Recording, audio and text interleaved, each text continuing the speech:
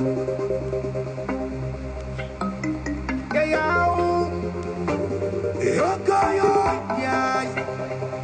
I believe in Jah, the Father Almighty, the giver of life and talent.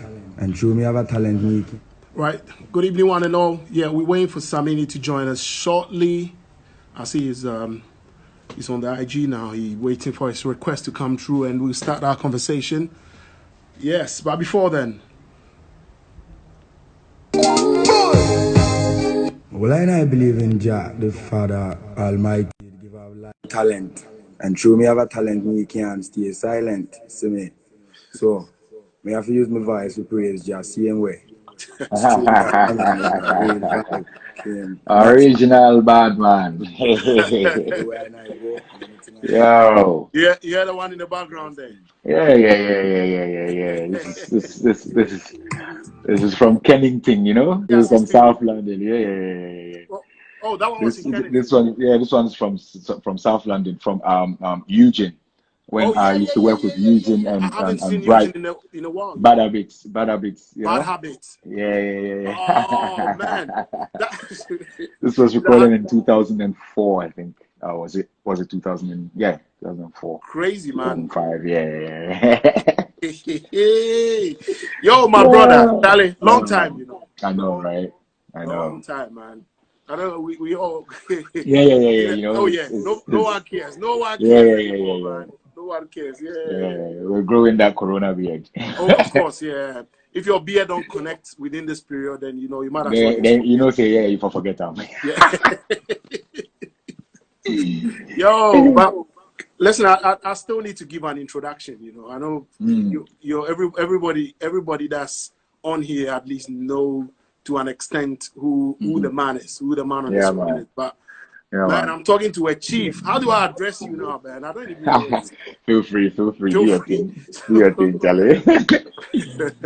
So yeah, I've got a natty fashionista, you know. Even though it's COVID time, you know, you still got to yeah. Can you lift up a bit? Let the man them see what's there. Yeah. Untamed. Yeah, man. Yeah. So my guest on the other side, I go by the name of Teddy Abrokwa. This is the Soundboy Session, IG Live, and you can't have vibes without, you know, you can't have the reggae without vibes. You can't have the dancehall without vibes, you know. So we're in one accord on that. Yes, you know, the 5-star general, you know, the Natty Dread, you know, so many names that we can call this man. Yes, Teddy. And the chief as well, you know. So what's the chief of Wa? Yeah, I am a chief anyone of who doesn't a know, a smaller village in Wa. In Wa. And what's your title though? Pibilina, Chief of the Little Rocks. And your name is synonymous to rain. Yes, I. I remember one time there was party in a park. It was raining, and I was like, "Yo, look at this weather!" And you were like, "Nah, no, Teddy, you know what my name means?" I think your uncle Nash was the one saying to me, your name actually is good. It means what? Rain god. Rain god. Yeah. So rain don't scare. It's just a sign of blessing, you know. If it's gonna happen, it's gonna happen. And I must say that was one of the most, you know, iconic performances that you gave. That in the rain, it was incredible. I remember. Yeah, big up. Last time we actually had a sit down was about 2009, Ghana independence. You know, a lot has happened. At that time, it was 3 albums deep, but now you've got how many now? I've got 7. 7 albums. 7 now, yeah. But how does it feel? You know, because I know you're somebody who likes to do the album and tour, you know, spread your wings. But because of what is happening, you've not really been able to do much with Untamed, have you? No, I mean, apart from it's doing well online and people streaming and stuff, I've not been able to do much physically with it because we were planning on a tour and all of that. Everything has been brought to us a halt now because of the situation. So that's why I thought, let me put together something virtual for them for the time being, to give them a tip of the iceberg, what's going to happen when we get the chance to actually come on stage, you know, to you know, link up the people. We'll talk about the concert in a minute, but how has COVID impacted? I know that apart from the shows being cancelled, how are you dealing with it? Well, I'm taking advantage of the situation and spending more time with family, because I came home to spend some time with family here in Canada before the lockdown started. Okay. So I've been here for the past 3 months, but the good part is that I'm with the family and, we're taking advantage of that because the next minute I'll be on road and we'll be on the video call. Yeah. Because I know you're a Jenny man, Yeah. Always on Always. road. Yeah. Always on road, man. And that aside that, because you also have businesses like you've got business interests in Ghana. So how is that going?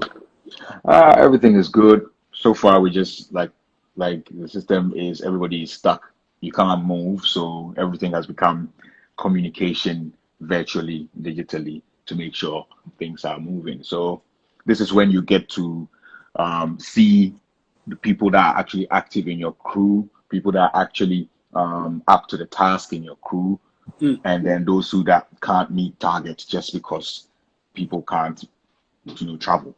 So it's a chance to actually see if your inner Your circle, circle. Yeah. and know exactly who to keep going forward and who to just And say who to bless. even give more responsibilities to as well. Exactly. You've got to think, but because if you run your own business, I always say that to criticize people, you've got to first run something. Either run a business or run an event or something before you come start chucking to other people. Yeah. But as someone who loves to perform, and I know you, we're gonna take the conversation back a little bit, but I've seen your rise from when we were younger, because I'm a year older than you, so we all grew up in the same environment. We partied in the same kind of raves back then, growing up as teens in Accra, and I've seen your journey from strength to strength. One thing that's been significant is your consistency, your dedication to the craft, your attention to what you're doing. I've seen you at sound check. I've seen you on stage. The only thing I haven't seen is you in a recording studio. I think that's the only thing I've seen. So maybe that's one on my bucket list, though. Right. Yeah. So I know how much performance means to you, and you're preparing for a show on Saturday. On Saturday, yeah. Untamed Concert. It brings to mind the last time that we spoke. You're going to do your sound check. You came back from Stratford Rex, and you were just ready to go vibe with the fans on stage.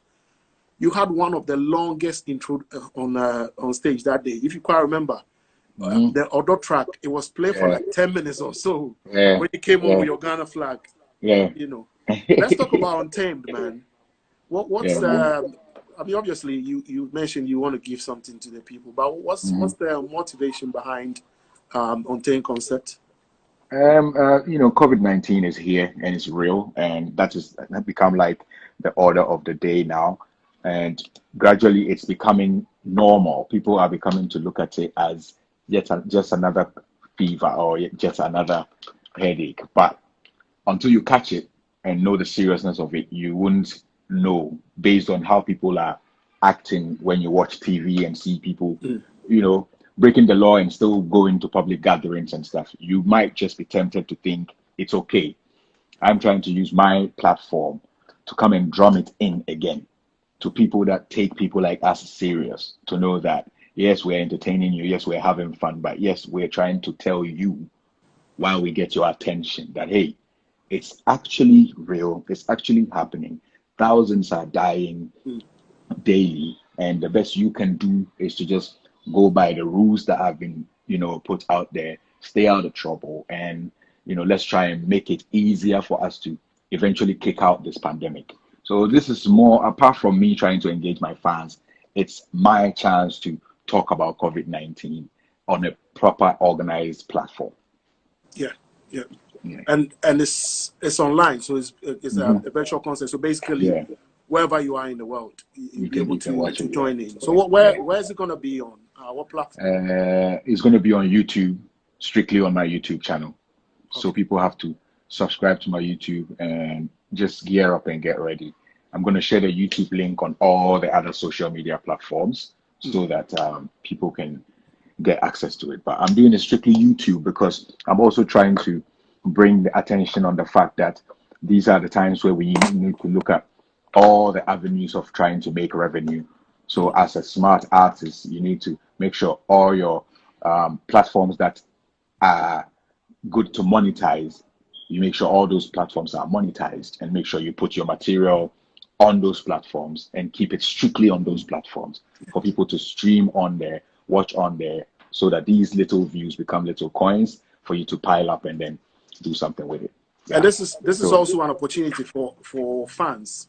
Yeah. I like to also support their artists, because normally you're making your living to provide the music, the soundtrack to our livelihood by either through shows or mostly through shows, and then the streaming. So now that we can't travel, so is it going to be like your typical Samini concert though, like with band there, or maybe a couple of it's definitely with the band. Yeah, it's definitely with the band. I'm doing it with Dreamland band. This is like my band here in Canada that I always work with.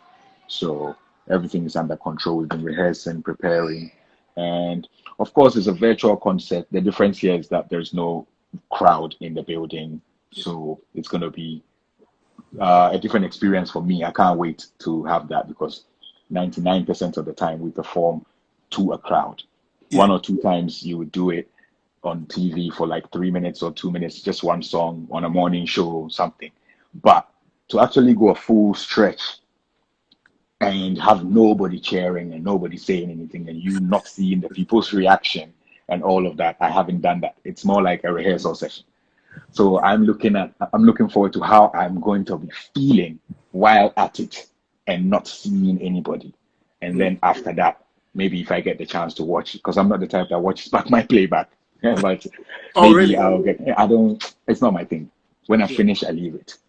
When I finish, I leave it. I think sometimes it's okay to want to watch and look at mistakes and want to correct them, but I like to forge ahead and leave a blueprint for the people to just, follow. That's a key point though. The blueprint. It's something I'm going to get back to later. The blueprint. But talk about looking back at things. That explains the reason why we tend to get something quite authentic all the time on stage. Because I've like I said, I've watched you closely. I've watched you from the stand. You feel the vibe. I think you can't be in a Samini concert and not move. At least if you can't dance, at least you're one or two lean and bump. But that brings to mind. We haven't spoken in a while. People watching probably wouldn't know the kind of introduction you had into the game.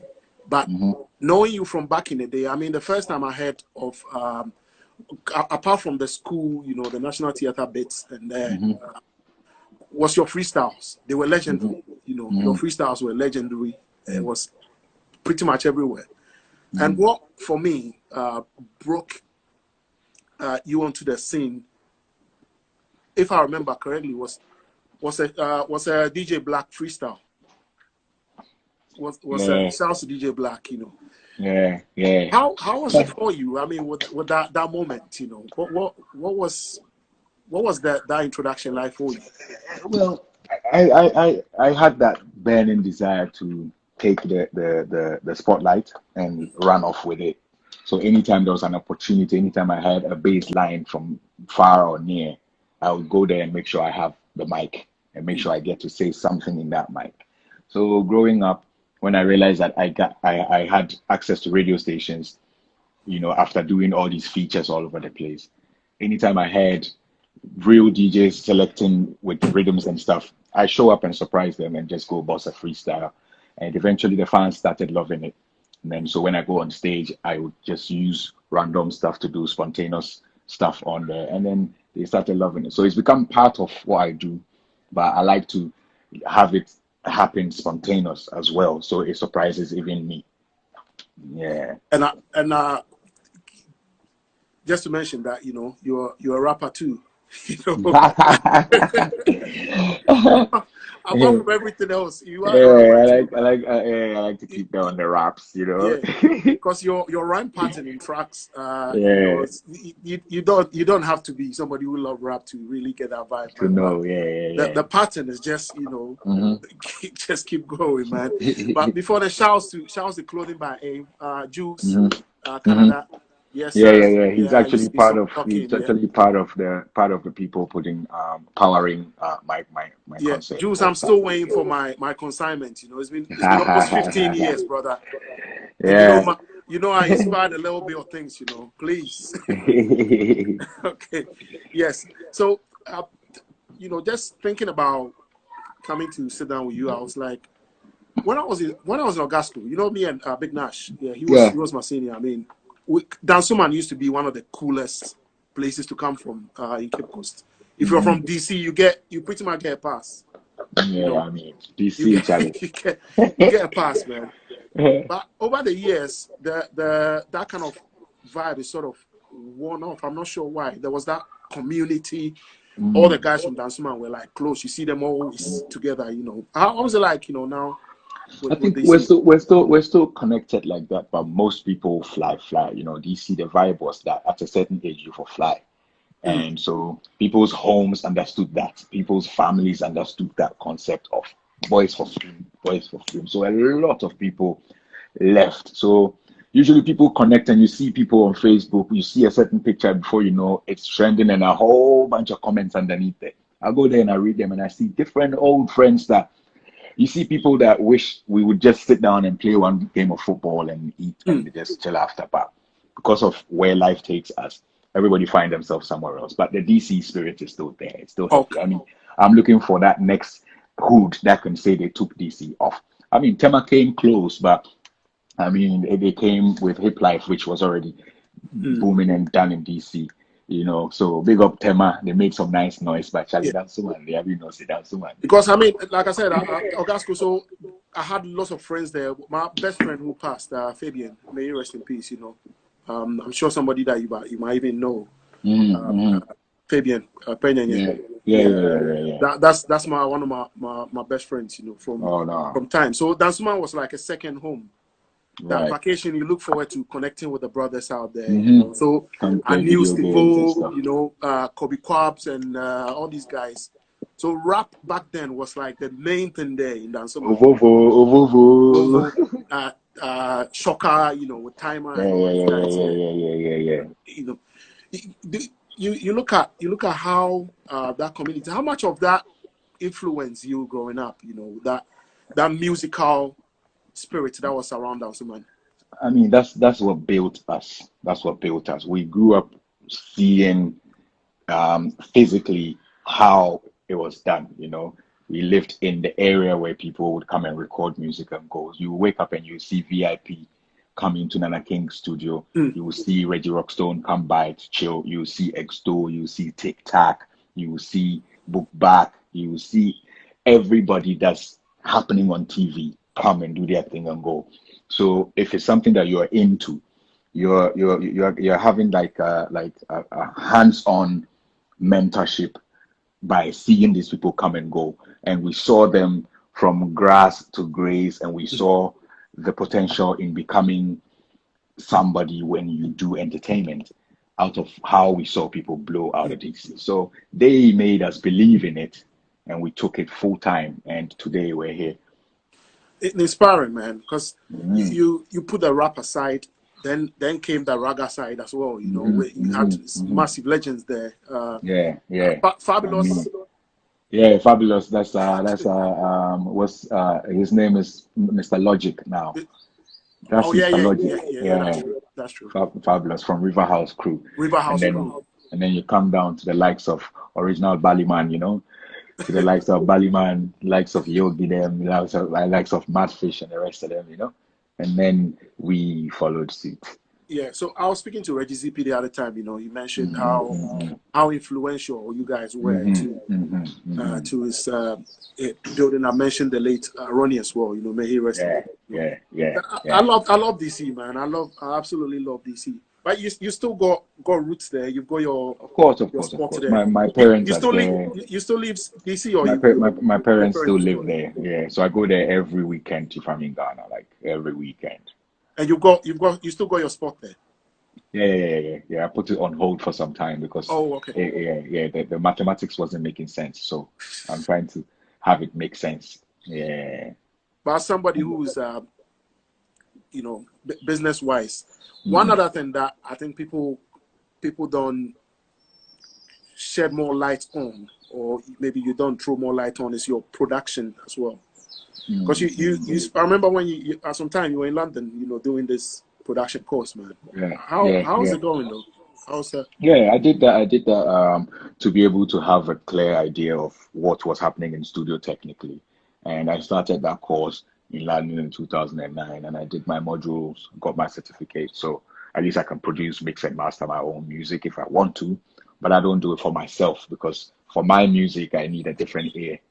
After I've done what I'm doing, I need a different ear to finish it. But then I have the know-how to be able to do other people's songs. I mean, do some beats for people, write for people, do different things, but keep it on the wraps and just make sure your name is where it has to be for credits so that you get your royalties at the end of the year. Yeah. So you've who have you worked with, like production wise? Not even Production wise, most of my works I actually like, co-produce. co-produce. Okay. Yeah. Low key, I co-produce, and then I do some for most of my artists that I work with, So, but I don't like to throw too much light on that because that's my ghost side.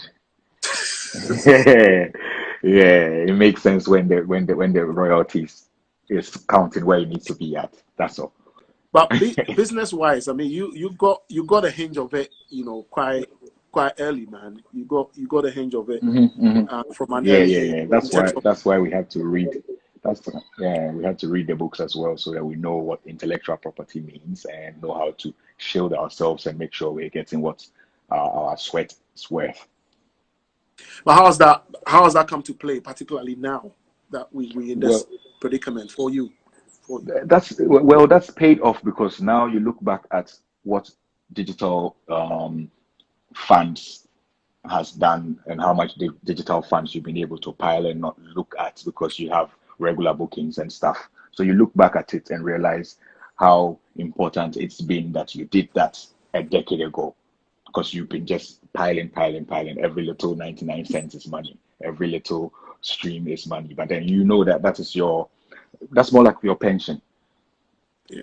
Yeah, anybody accesses your thing is one clink, kitchen. Yeah. Yeah. So it brings to it falls right in place. I've seen PM put a comment in there about Hmm. the alliance. You put a Yeah, video yeah, out yeah. on your page. If you can just Mhm. explain briefly to those watching what the drive behind the alliance is. Well, it's something that we've always yearned for. We've always hoped and prayed that the system changes, but you hardly find people take the initiative to spearhead something like this. Sometimes a few campaigns here and there, and then it dies off. So um, when I saw Reggie and I saw other people add their voices to it, I was like, yo, why not? This is what we've been trying to say. This is what we've been trying to echo out there. So if there's, a why not everybody put in what your mind is about what you think can be done? Because the time is now. We need to do something about our system, our infrastructure when it comes to art and protecting what the art earns. So Mm. the time is now, and I think it was only right that I added my voice to it so that those who want to see certain high profile people on there as well to Yeah. know how serious this is will know that all of us endorse it. It's a new day, and we need to rise to the occasion. But you have like the younger artists. I mean, I wouldn't even want to play it with an age or anything like that. But Mhm. you have artists who are starting now, or maybe Mhm. at their prime, not necessarily adding their voice to what what the legends are pushing, you know, trying to make it like, you know, this is something for maybe the older generation, forgetting that one day they're also going to be in that same position. Because what people forget is that the streaming at some point is going to stop, you know. When you're not on top, nobody really goes to search for your music, but your collection back home is what is gonna thrive, because the radio is gonna be playing, the restaurants are gonna be playing. It's not just radio playing your music that's gonna end. So I think if you're watching, or maybe you get to see this later when it's been recirculated, and you're an artist and you're not adding your voice to it, just bear in mind that one day you're also going to be there, and then there'll be the need for it, you know. I think this is not a time for division, you know, because it's if you understand what intellectual properties are, you know, then you would know what you are being cheated out. But, you know, there's people that just feel like when the moment an initiative is started by somebody, some people kind of feel that it's there's an agenda behind it. Certain people want to get popular. Certain people want to feel like they're the wisest. Certain people want to take credit for, well, I said and I said. So there's certain people that don't like to associate themselves with stuff just for the mere fact that people naturally are like that. So I'll put it out to the spearheaders. I mean, the people that kind of in recent times initiated this, to check their utterances, check their mannerisms, check their deliveries when they're talking about the thing, so it doesn't become self-centered and it doesn't become rude and how do I put it? They don't say you're too known when you're trying to drum sense into heads. So don't make it general, and make sure your point is made and point is across. And then importantly, let's look at it, let's face it this way, let's do the real work on the ground by putting together a policy and presenting that policy to the government as to how we want things to be done with the creative art, comparing international scenes and how their system has worked and how it's helped them. You can use South Africa, you can use Nigeria, you can use Kenya, and then maybe use their royalty system and how it actually helped them. Do a case study, add it up to the policy, present it, and then request for what the law has provided.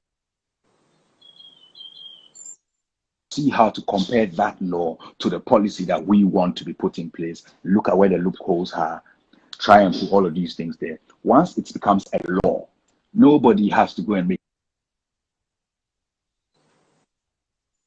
we need to know, because everybody that accesses your art form might have paid already.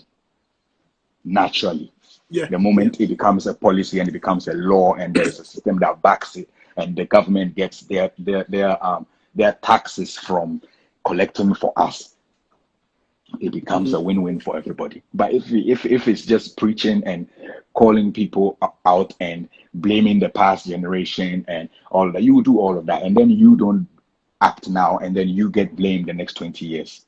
Exactly. Yeah. That's the thing. Yeah. So I'm very excited about, you know, the energy behind it. You know, it's coming from a good place. It's not, like you rightly said, it's not. There's not a time to be throwing around blames and things like that. You know, so it's really good, because you've traveled around a lot. You know, so you've seen how the structures are. You know, from different places, and you know, not anything bad with it, but you compare yourself to your peers that you started with, and realize, if we're in a I have been a member of ASCAP since 2008, 2009, and so internationally my royalties are covered, my thing is sorted, but that thing has to happen for Africans. You know, it has to be happening for Africans, by Africans, you see. So because that's why the music is consumed myself, if I hadn't shielded like that everywhere else in the world that my stuff is being used, nobody can collect for me, because back home there's no system that's looking out for me like that when I'm gone. So I had to go and use the mainstream means, like your BMIs and your other stuff that you have in the UK. Yeah. So then Yeah. I use the American one, and that's how I've basically been able to see my digital income. Because the world is never going to reverse to CDs, or they become collector's items. So even then there was a lot of difficulty tracking physical sales. But now at least we know that digitally we can easily kind of monitor what it's the what best is going time. on. It's So the yes, best if you're time an for artist and every you're seeing creative this, person. you've got to lend your voice to it. Yep. Jam it into your parliamentarians. Let them see the essence of what is going on, because I'm sure they get paid for their work. They're not working for free. So anyone else putting in some shift should be able to. We don't support that. But how do you counter that? Because a lot of artists are also from the motherland are willingly putting out free music. Kind of. They don't know the implications of that. You see, certain people think that they want to be popular, and they want to be popular by all means. So they put out the material and don't care about what it means to monetize it.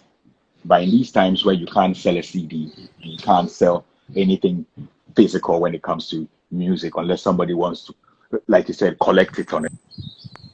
If you're not, all your digital stuff aren't monetized and aren't paid for, then it's like you're basically putting out your stuff out there for free. So I would say for any young artist that's listening, monetize your platforms and make sure that your music is on at least Spotify. Yeah. So you can use CD Baby, and CD Baby is going to link you to all of these platforms at a go. And then your thing is there, because people are online and people access the stuff. They will use their data to access your stuff. And then the data company will have to pay you for the people using the data to access your stuff. So if you understand it like that, you will know. I think we all struggling with not being able to go out, but those who are losing the biggest are creators who haven't got stuff online or content online. This is like the biggest lesson you could ever learn. So if you don't learn from this pandemic, then I'm not sure what else is going to push you to. Because fingers crossed, we pray that we don't have anything like this, a global impacting scenario like this for us, around the world. And did you see Versus, the Bounty Killer Beanie Man? Yeah. That was mad, That was mad. I mean, the world has been waiting for this, and the world has seen different types as well. But this one was like the best form of entertainment for so many people for the past since COVID started. Oh yeah. Because to have these two people in the same space doing it with all the love and all the energy and all the vibe for the people, I think is the best thing that happened, and we won't have anything like this. No, I was wondering myself, I couldn't picture myself like watching Bounty Killer or Beanie Man on using the IG, like, to play music. No. So, but I also wasn't expecting them to be together and then give us that kind of soundclash feel, like proper feel, like, But that was if you grew up in the era where those two were proper at it, then you understand what anyone who is celebrating this moment. One fine day, SM and high grade will do that. That's what I'm coming to. I could see where you were going with it. I was like, let me just give you your sandwich. Here you go. Yeah, but with me, I'm not going to dwell on the negative aspect of things. Like, for real, that's not the style. But I mean, I would want to see something like that, because what people don't realize is that how much of an influence you've been on Shatta's career. Whether it's going out to even learn production, which has built his career, like, basically, because he produced most of the stuff that he was working with back in the day.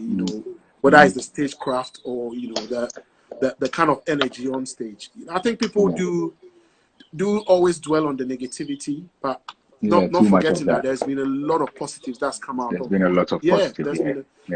I mean, in all the back and forth, you maintained your what do you call it, your consistency as somebody who's always discerning and not necessarily playing into the hands of what the media or the fans would like to see. Yeah. There was a tweet you put out about a flyer, recently, and were you surprised that you had to come out and respond to things on the Untamed flyer? I remember. Right. Yeah. I mean, because people don't like to read. They say if you're trying to hide something from the black man, unfortunately, put it in a book, because people don't like to read. So some people started calling me out for saying that I was going to pay for an artwork with a retweet and a follow back. Meanwhile, my tweet read that concert, and if your work is dope, you get a retweet and a follow back. Your clients might be on my timeline.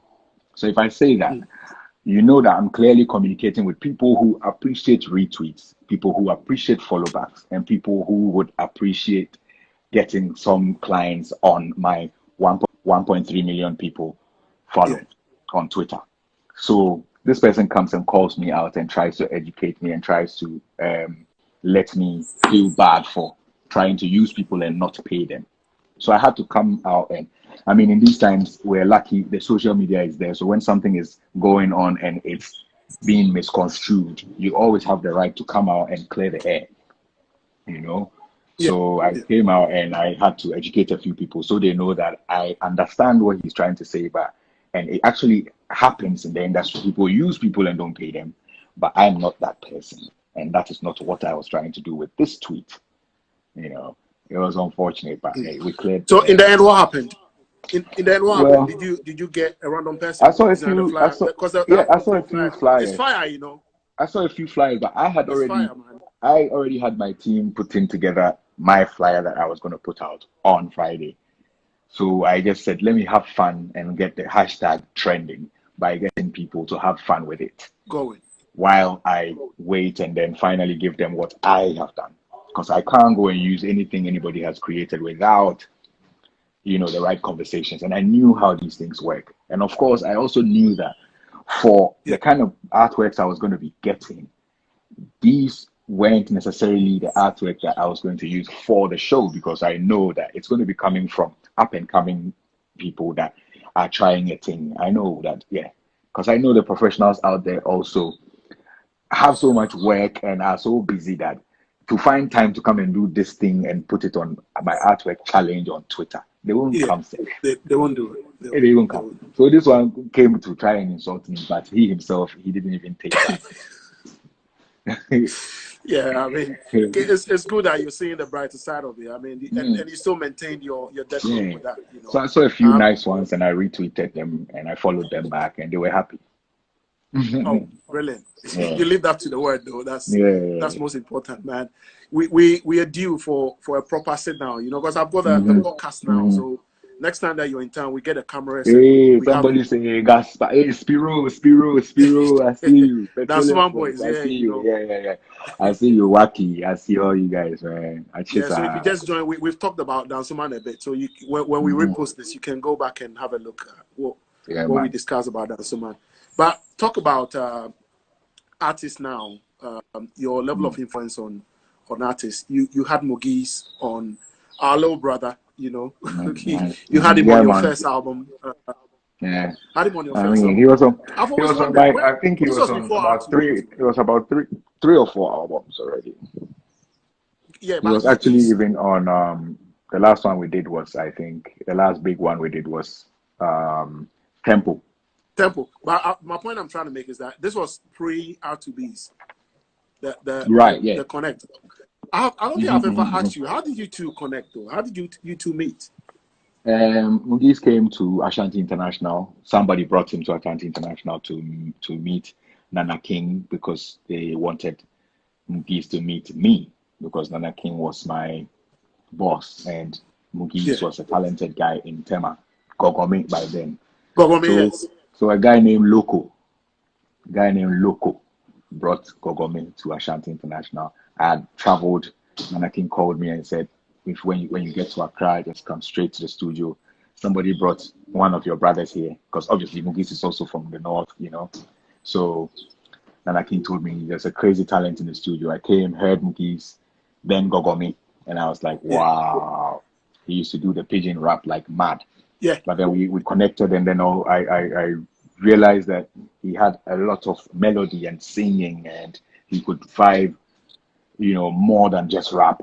So we encouraged that side of him, made sure that, he felt free to do whatever he wanted to do without anybody restricting him too much. And then eventually, when Payday was ready to do music, they kind of teamed up and did it because they've always been family. They're cousins, really, and they've rapped together all the while. So Payday wasn't really like paying attention like that. But when he decided, which we always used to force him, say, "Yo, Charlie, you get the thing. Why you take play? And besides, you and your man, where you do the thing from school. So if you make what?"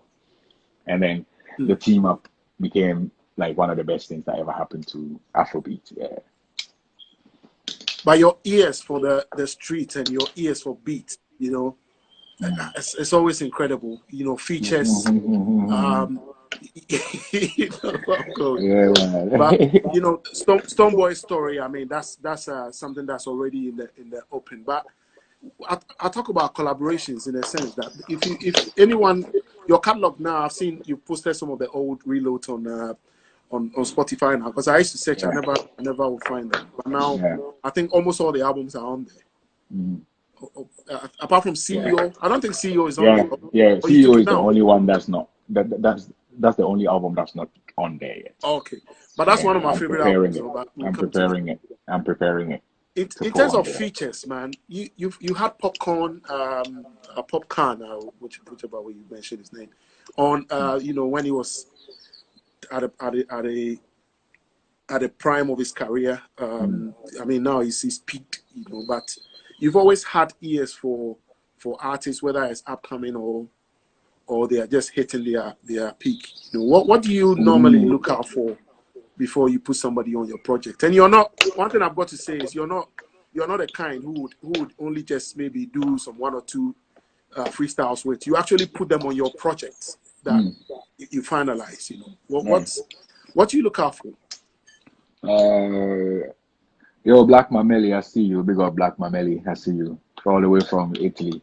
Yo, I put my ear on the ground and I like to listen. And when I am moved in a special way by a talent, I know that this person has a chance. And all I know is that if you have the platform and somebody has the chance, you give them the platform, they show the world what they have. And if the world buys into it, you have no control over that.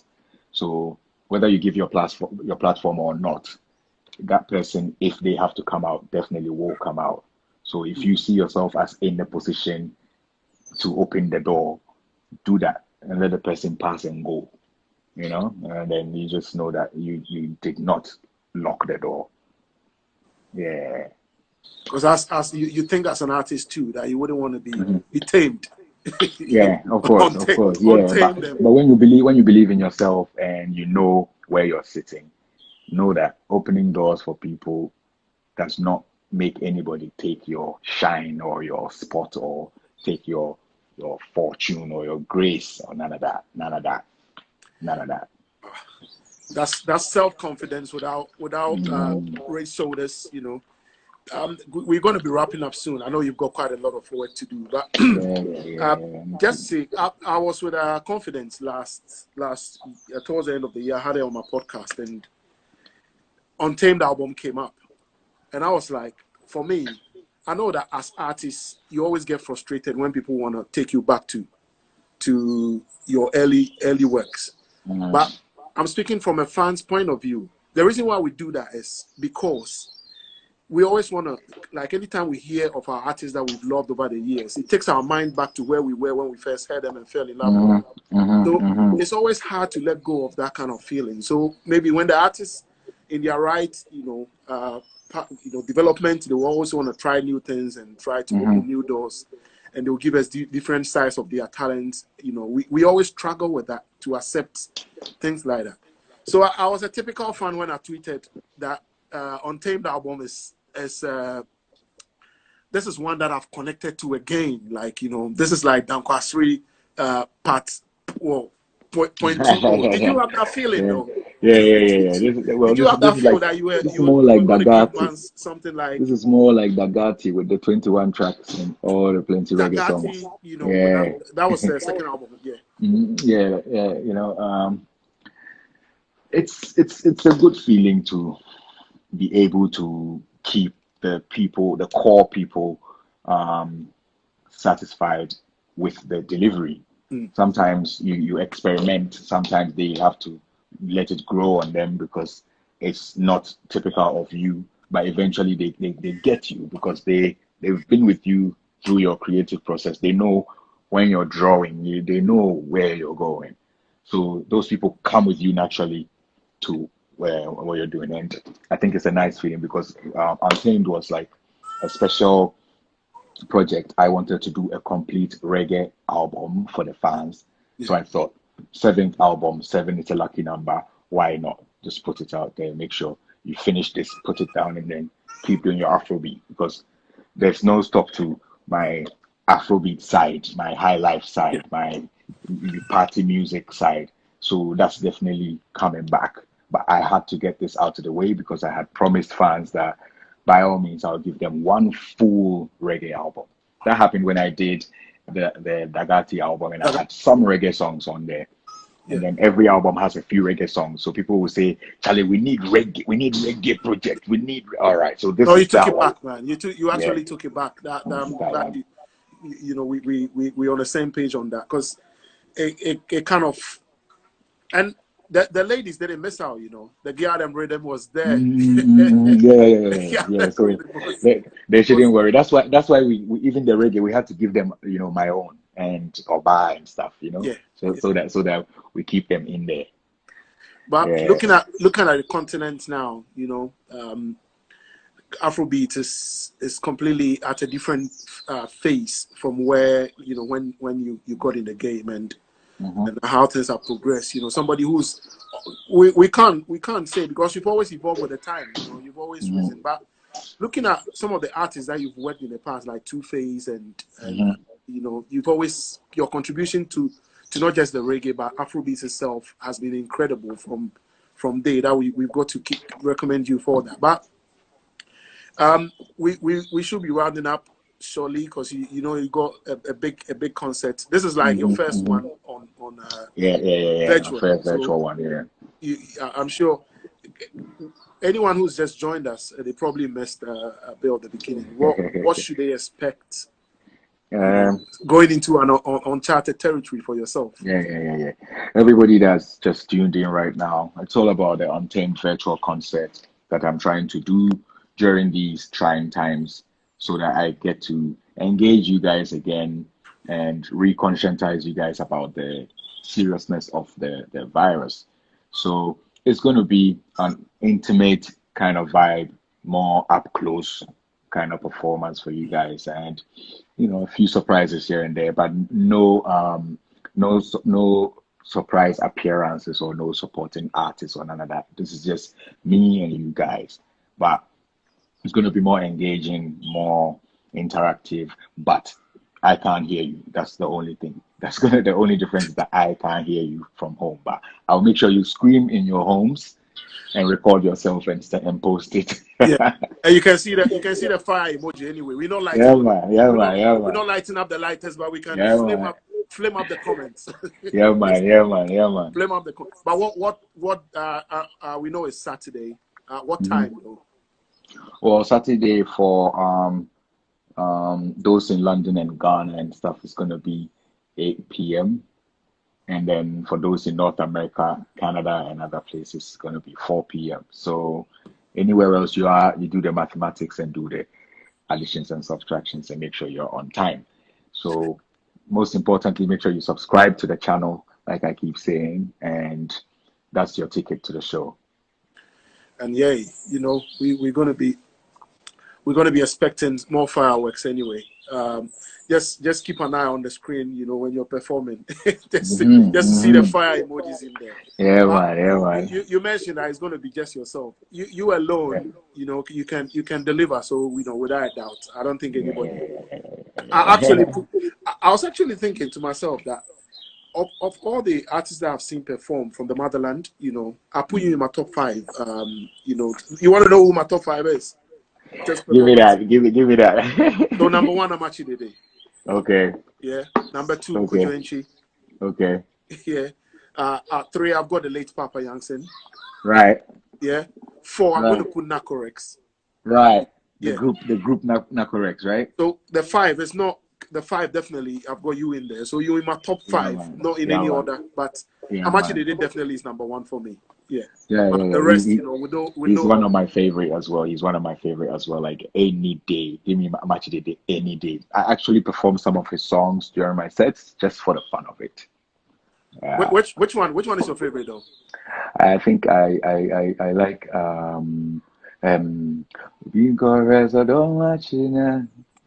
yeah. That song That's a classic. They do different thing for me. Oh man, that's legendary. I actually have goosebumps now just about this. Yeah, that's Amachi Dede. Yeah. But who's I know you love your rap and all of that, but who's your favorite artist apart from, I mean, not outside of reggae? Outside of reggae. Let me make it easier. Outside of reggae, I listen to Enya. Oh. See, bad man, you. I listen to Enya. Bad man, sound man, Yeah, man. It takes me away from everything and everybody. And then when you come back with a different vibe. Yeah. Original Soundboy select you. Because who you pick kind of defines you, that's the thing. Yeah. But hey, I'm sure some new projects is in the works, as you've had time to reflect. We're gonna have a totally different direction of sound from you. I can bet on that. I know. Yeah, man. I mean, the fans should expect some materials definitely. So I'm working on an EP that I'm hoping to drop before the end of the year, and then I'm working on another album. I haven't started yet, but the plans is to give you guys another album, hopefully 2021 or 2022. Yeah, but it's not gonna be a reggae album. So just know I'm gonna give you guys something different. We're gonna experiment again, elevate the thing, raise the bar again. We're ready.